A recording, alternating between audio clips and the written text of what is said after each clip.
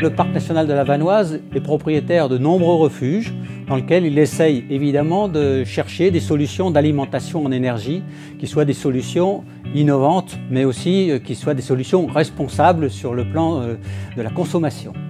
Et voilà, on est un site isolé, c'est-à-dire qu'on n'a aucun accès. On est visité essentiellement par des randonneurs qui sont en itinérance et on n'a pas d'énergie.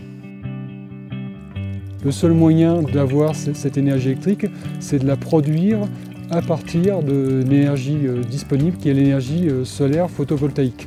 On veut s'éclairer la nuit, le frigo, il faut qu'il tourne 24 heures sur 24. Donc cette énergie, quand elle est là, il faut l'utiliser. Et en même temps, il faut la stocker pour les périodes où il n'y a pas d'énergie. Donc on a recours à une solution de stockage d'énergie longue durée sous forme de gaz, sous forme d'hydrogène.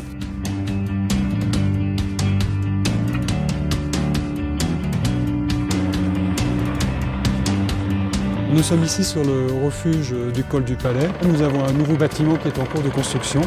Il est destiné à accueillir un certain nombre de matériels pour produire et stocker l'hydrogène de telle manière à donner une autonomie énergétique au chalet.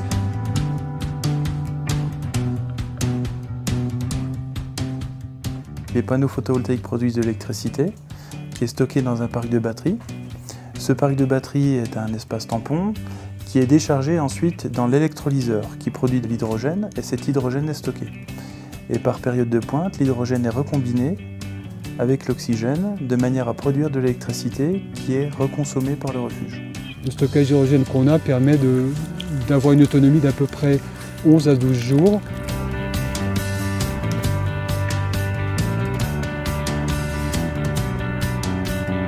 Donc le système hybride Sagesse de Pau-Vidian, c'est également gérer des éoliennes, des hydroliennes ou des générateurs diesel. Il s'adapte aux besoins soit pour un site isolé comme le refuge du Palais, soit en secours du réseau, soit pour des applications transportables en caisson pour la mobilité.